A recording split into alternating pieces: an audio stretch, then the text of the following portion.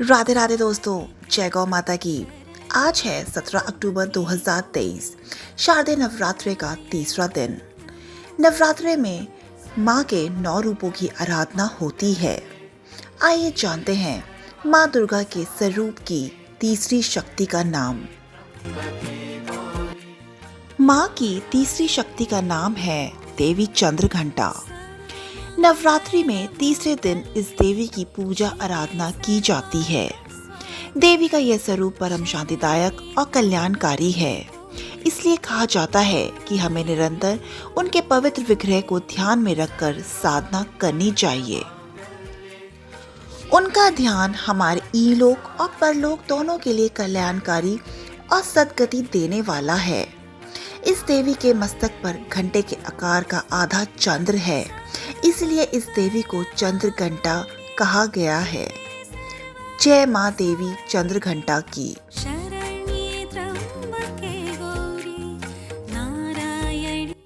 देवी चंद्रघंटा के शरीर का रंग सोने के समान बहुत चमकीला है। इस देवी के 10 हाथ हैं। वे खड़क और अन्य अस्त्र से विभूषित हैं। सिंह पर सवार इस देवी की मुद्रा युद्ध के लिए उगत रहने की है।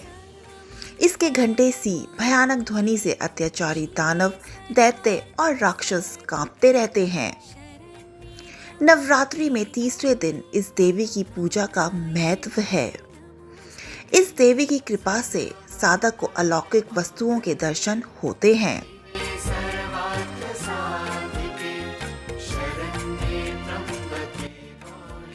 दिव्य सुगंधियों का अनुभव होता है और कई तरह की ध्वनियां सुनाई देने लगती हैं। इन क्षणों में साधक को बहुत सावधान रहना चाहिए।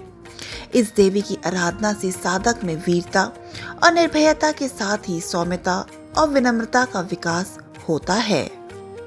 इसीलिए हमें चाहिए कि मन, वचन और कर्म के साथ ही कार्य को विहित विधि विधान के अनुसार परिशुद्ध पवित्र करके देवी चंद्रघंटा के शरणागत होकर उनकी उपासना आराधना करें। इससे सारे कष्टों से मुक्ति मिलती है और सहज ही परम पद के अधिकारी मनुष्य बन सकते हैं। देवी चंद्रघंटा की उपासना से हमारा कल्याण होता है। यह देवी कल्याणकारी है। जय माँ देवी चंद्रघंटा की।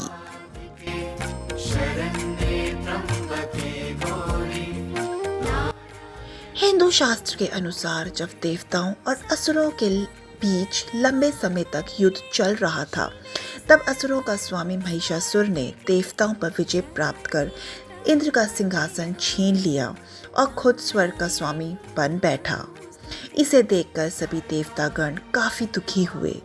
स्वर्ग से निकाले जाने के बाद सभी देवतागण इस समस्या से निकलने के लिए त्रिदेव ब्रह्मा, विष्णु और महेश के पास गए।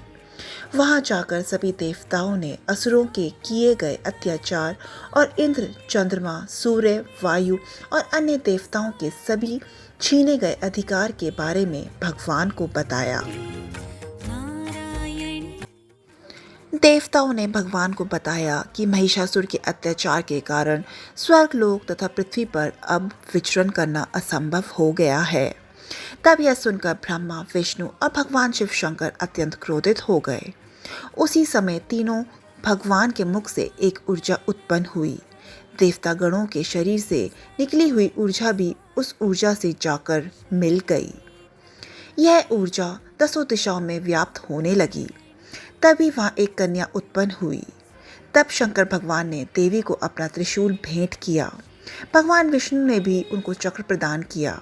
इसी तरह से सभी देवता ने माता को अस्त्र देकर सजा दिया। इंद्र ने भी अपना वृक्ष एवं ऐरावत हाथी माता को भेंट किया।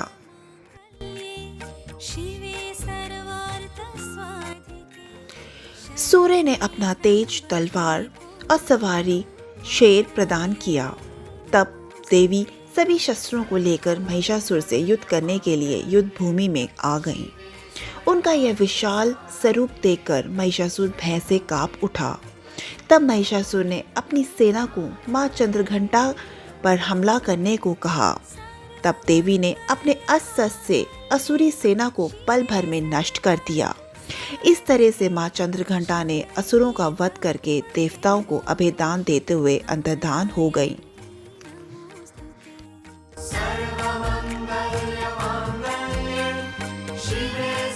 नवरात्रि के तीसरे दिन मां चंद्रघंटा को दूध या दूध से बनी मिठाई खीर का भोग लगाया जाता है। इस भोग से मनुष्य के दुखों का नाश होता है और कष्टों से मुक्ति मिलती है। आप सभी को शारदीय नवरात्रि की हार्दिक शुभकामनाएं। देवी मां और गौ माता का आशीर्वाद आप लोगों पर सदा बना रहे। इसी मनोकामना के साथ जय दुर्गे मां की, जय गौ माता की।